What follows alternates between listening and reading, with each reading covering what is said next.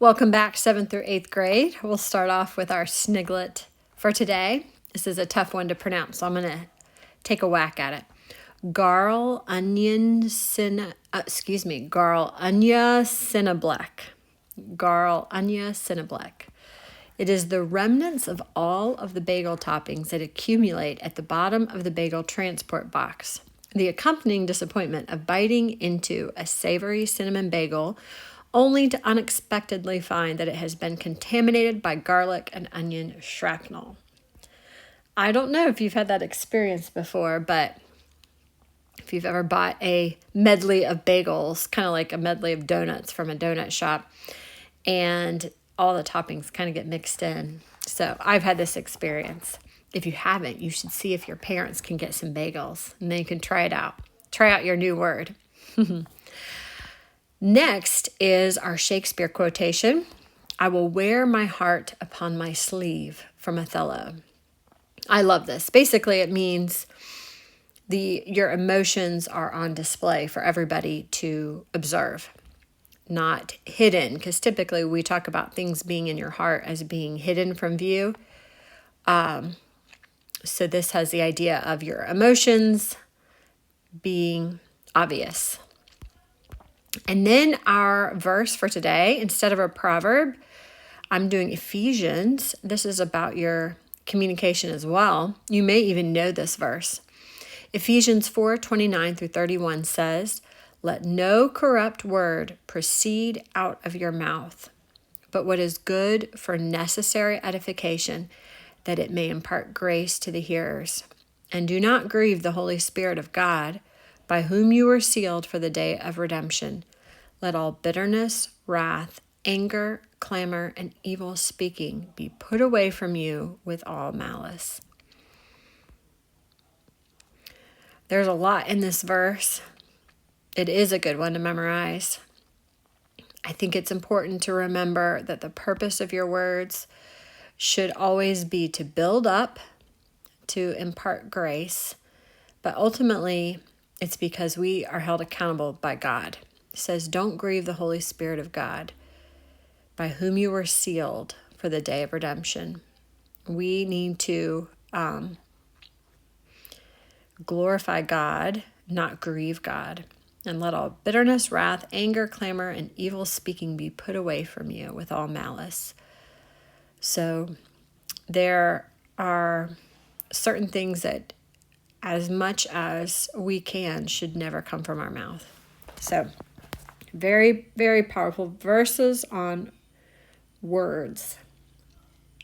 All right, so we are continuing looking at our literary analysis paper, but our topic today covers any paper that you might write in which you would be using any kind of research, information, quotation, illustration from someone else's material. This is a huge topic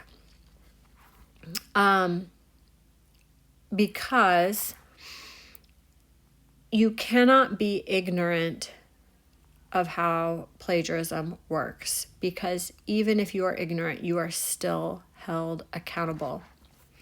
So we're going to talk about this topic, and then we're going to be proactive and talk about how to prevent it. So what I did to illustrate a good how to quote from a source accurately and thoroughly, I went ahead and quoted from a source. So I'm going to lay that source aside here and let you compare along with me. So I'm going to pull it up. Okay. I pulled my quotation from, and you know what I didn't do? Ooh, this is important, is I need to acknowledge my source. So I'm going to let you guys watch me. It's taken from, and I'm going to acknowledge my source here at the bottom. Let's see here. www.ox.ac.uk. And then I'm going to even name the website, which is the University of Oxford, which is a university in England. and I am going to include the title of the page. And in true citation, you should include the date in which it was accessed and the exact address. So to get the exact address, I go here, I highlight it. See how it's highlighted? I am going to do Command C to copy. Let me make sure it's copied here. I'll just do that, copy. And then I'm going to come over here, and this, I recommend copying it and not typing it because it's much more accurate. And that is the exact address where this article is found. Okay, so let's proceed. Stick with me here. This is one of the most important lessons we will have this year. Okay, so I'm going to read for you the definition. You can follow along on the left or the right. They should be identical. The university defines plagiarism as follows. I'm going to interrupt here and say that this is a universal definition. I chose Oxford because it's a well-known university, esteemed especially in English academic circles. The university defines plagiarism as follows. It is presenting work or ideas from another source as your own, with or without consent of the original author, by incorporating it into your work without full acknowledgement. All published and unpublished material, whether in manuscript, printed or electronic form, is covered under this definition, as is the use of material generated wholly or in part through use of artificial intelligence, save when use of AI for assessment has received prior authorization, example, as a reasonable adjustment for a student's ability. Plagiarism can also include reusing your own work without citation. Under the regulations for examinations, intentional or reckless plagiarism is a disciplinary offense. I'm going to stop there and let's point out a couple things. I'm going to get up my highlighter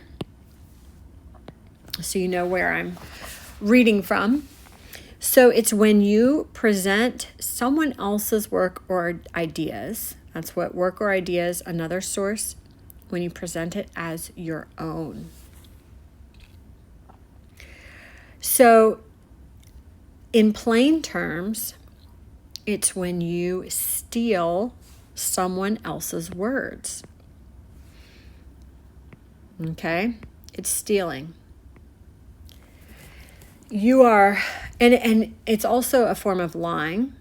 You are basically claiming what someone else's work, what someone else has said, and pretending that they are your own words. Sometimes, now, can you quote or use someone else's words? Yes. But you have to give what's called full acknowledgement. Okay?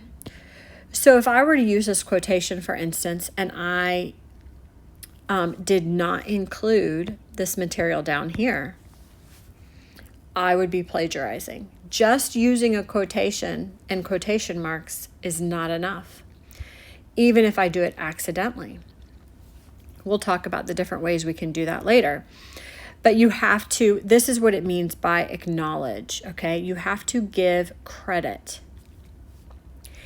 And it says published or unpublished. So even in something as informal as a video series like I'm doing, I still have to give credit. And it talks about printed or electronic. So even if it's digital, like an ebook, it all applies. Because if I do not use quotation marks, or if I use quotation marks but don't acknowledge, then I'm passing off the material as mine. That is the way that you acknowledge something is not your own. And so let's go on to the next paragraph. The best way of avoiding plagiarism is to learn and employ the principles of good academic practice from the beginning of your university career. Avoiding plagiarism is not simply a matter of making sure your references are all correct. References, again, it's another way of saying, acknowledging where you got the information. Or changing enough words so the examiner will not notice your paraphrase. This is a big one. I'll show you how that works. It is about deploying your academic skills to make your work as good as it can be. Okay? So, that is what I quoted over here, this first paragraph here, and then I included these 3 dots to show that I jumped over some of the material, and I jumped down to this paragraph, the best way of avoiding plagiarism. Also notice that they used quotation marks for their definition to show where it started and ended. I had to use quotation marks to show where their words began. Their words began with "the university defines," and then I included a single quotation mark within a double one. That's how you show that they included that. And then my single quotation mark ended after offense. I included ellipses to show that there was more material that I left out.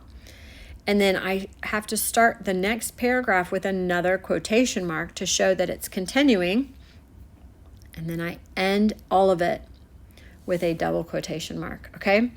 Now, this may seem tedious to you, but this issue of plagiarism is very, very serious.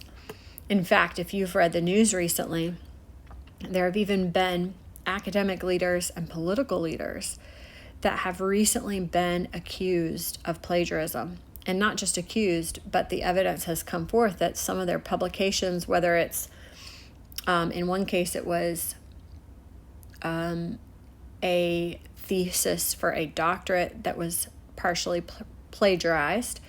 In another case, it was a political leader running for office whose book was partially plagiarized. It's actually fairly easy to catch plagiarism if you're looking for it, because most of this stuff has been published elsewhere. And especially with the use of AI now, you can easily cross-check. As a teacher, I've caught plagiarism. It is actually very easy because normally on student papers, the level of writing drastically changes, the style. And so it's normally pretty easy to spot plagiarism, and then a quick search and I can find the original. So besides the fact that it is very easy for you to get caught, you should be aware that it's easy, that you might think you're being sneaky, but it's pretty easy. Besides that, you should also know that, and as a Christian, I would be concerned about this because this would be deceitful. It would be sinful. But more than that, not more than that, I should say, but in addition to that, it discredits what you are saying and what you are writing about. So if you want people to trust you, to believe you when you speak, you have to be very careful with how you treat other people's words. Okay, with that, let's continue. I want to show you down here different forms of plagiarism. I think this normally surprises people who've not learned or studied about plagiarism. Young students or adults.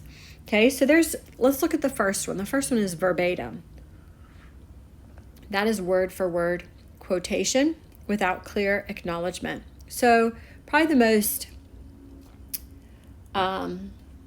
commonly understood plagiarism is when someone just lifts someone else's words from their pages and puts them on theirs, does not use quotation marks, or uses quotation marks but does not acknowledge the work. So I'm going to read what they say.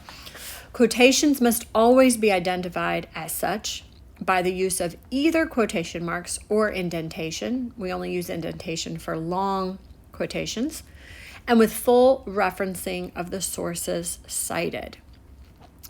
It must always be apparent to the reader which parts are your own independent work and where you have drawn on ideas and language from another source. Okay, so that's the first most obvious way. I've read papers before where the entire article was taken or an entire paragraph was borrowed. Okay, the next way that you might plagiarize might seem a little bit unintentional, accidental, and this is where skill and knowledge is important. Cutting and pasting from the internet without clear acknowledgement.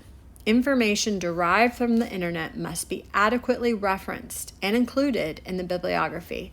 It is important to evaluate carefully all material found on the internet, as it is less likely to have been through the same process of scholarly peer review as published sources. So using the internet is no different from using a book. You still include the information. Paraphrasing the work of others by altering a few words and changing their order. So when I was in school, they called this syntactical paraphrasing, where you might swap out some words and make them synonyms, but you're still following the same structure. Or you even follow the same structure of their argument. It's still plagiarism because you're stealing their idea, their thought process, their organization.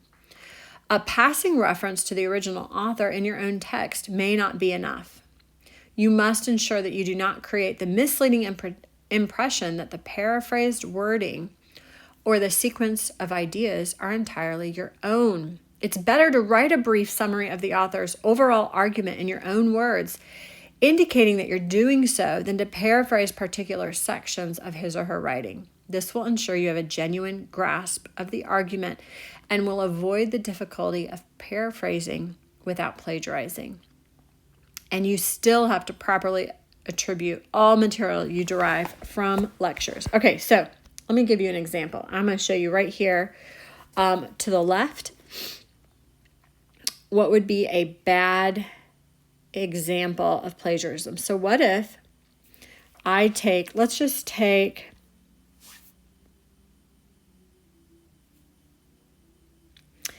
I'm just going to take this sentence right here and give you an example of bad plagiarism. I hope I picked a good sentence. Okay, so I might say the best way of avoiding plagiarism is to learn and employ the principles of good academic practice from the beginning of your university career. What if I said this?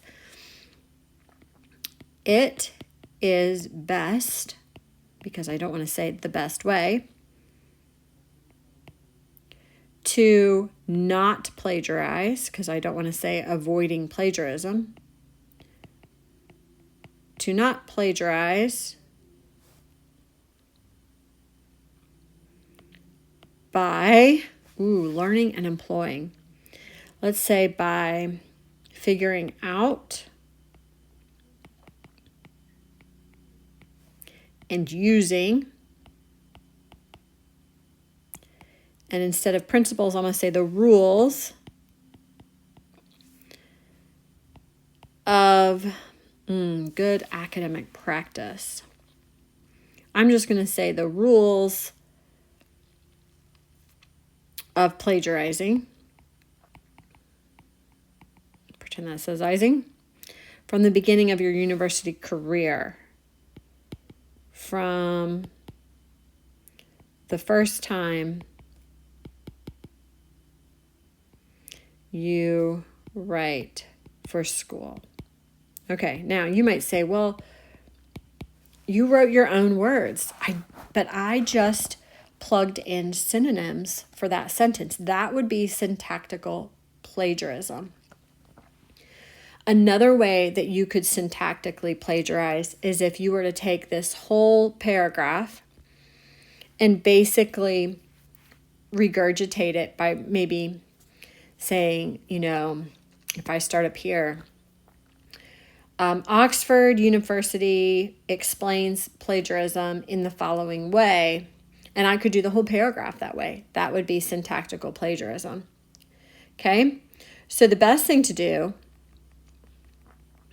if you're not going to directly quote, I'm just going to erase this right here. The best thing to do if you're not going to directly quote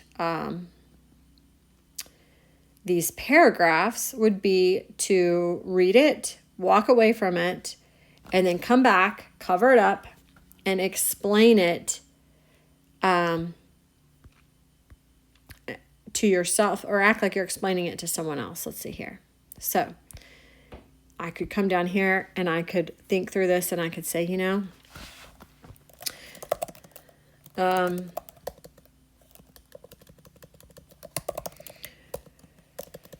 it's really hard to do. When I consulted the Oxford University website on their plagiarism policy, they explained that the best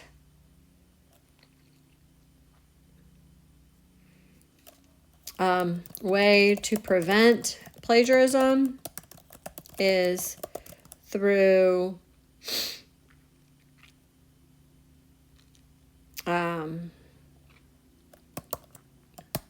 knowledge and practice. They detail the different kinds of plagiarism and warn of the consequences. Now,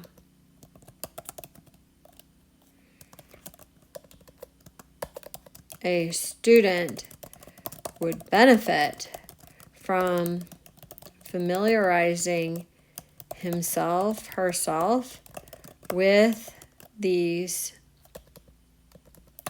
tool, okay? Or with this article. Now, look how short that summary is compared to the entire, look over to the right, the entire article plus all the different kinds, okay? That is a true summary because it's short and sweet. Now, another way I could do this is I could combine paraphrase and quotation. That's another tactic. If you're afraid, but what if I use some of their words? Well, maybe I say, when I consulted the Oxford University website on their plagiarism policy, they explained, let's see here, and then I'm going to lift a quote from the last paragraph that, I accidentally did quote, the best way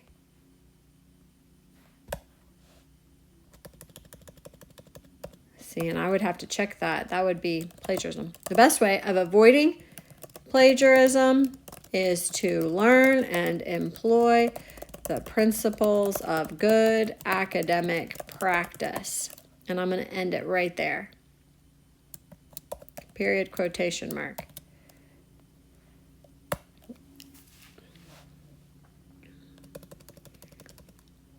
When I consulted the Oxford University website on their plagiarism policy, they explained that the best way of avoiding plagiarism is to learn and employ the principles of good academic practice. They detail the differences of plagiarism and warn of the consequences. A student would benefit from familiarizing himself or herself with this tool. That is a combination of quotation and summary. So there's lots of different ways to do it correctly. If you are afraid that your summary is too close, using too many words, then you put those words in quotation marks, okay? But be very, very careful. And really, the only way to become better at this is to do it. It's a skill. It's a skill set. It's like piano. You can hear lectures on piano playing, but you're not going to improve unless you practice yourself with your own piano or keyboard. Same thing goes for baseball. You can watch all the baseball in the world, but until you get out on the field with a ball, you are not going to improve. So that's what I want you to do. Plagiarism is so important. And to do it right, it is tedious. It's tedious. You have to be so careful. It's like you have a scalpel and you are carefully cutting out the words that you need and moving them to your paper. It has gotten much easier with copy and paste with all the digital sources we have today. Back in my day, I had to hand copy stuff and hand type it in. So you've got an advantage. There's less chance of error. Let's keep going. Let me make sure I've covered all of these. Paraphrasing. Collusion. This is when you have, this is also plagiarism. If you are writing a paper for an assignment and you have help and you don't acknowledge their help in your paper.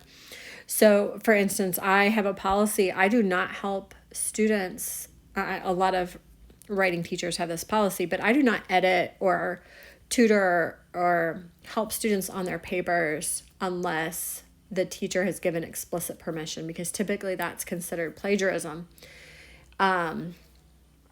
If you have your parent help you on your paper and they're writing part of your paper, that is plagiarism. That's collusion. So that's when you have collaboration and you are not giving acknowledgement. So I will talk through students if it's my student, I will talk through with them maybe their ideas, their outline, but they have to write their own paper.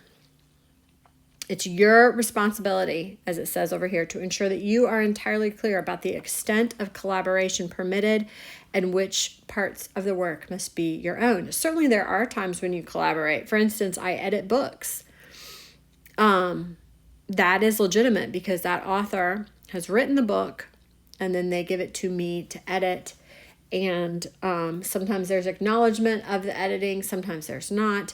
But it is understood that if it is published, it has gone through an editor. That is different from submitting a paper for a teacher that is considered to be all of your own work.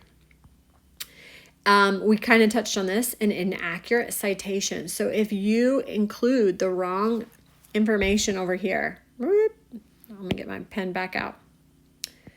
Okay, so if I either neglect to include it or it's incorrect, then I have plagiarized because I have not attributed the words to the proper person. So you have to list your sources.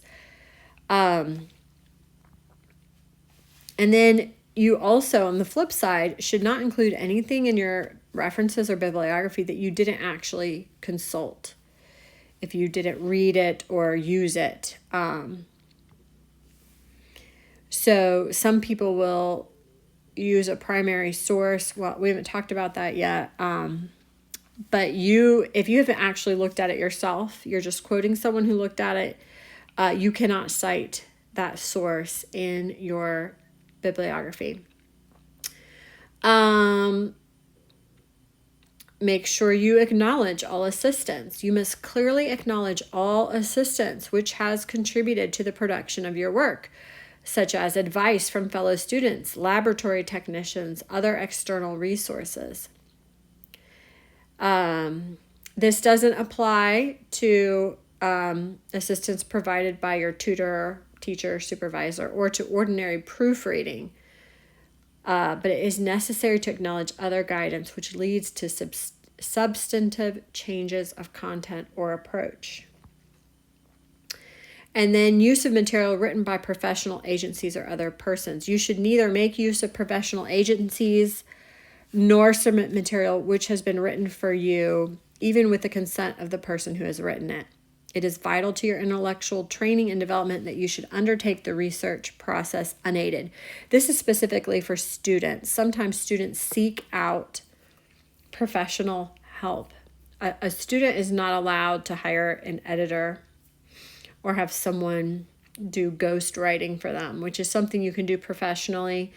But again, it's acknowledged professionally. This is not an option for students. You always need to write your own papers. No AI, no friends, no parents. That's a big one for homeschooling. Your parents cannot write your papers.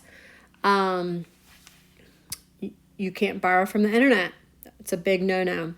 And then auto plagiarism is when you submit work that you've already submitted somewhere else. So you can't This may not apply to you in homeschooling because sometimes I'll assign a history writing paper and it will count for history and writing. But you cannot write a paper for my class, and then if you go on to do a high school literary analysis paper, you cannot take this paper and write it for that class. It has to be a fresh, new paper. Also, you should be getting better every time you write, so I wouldn't use an old paper anyway. Why does plagiarism matter? It is a breach of academic integrity. It has to do with intellectual honesty.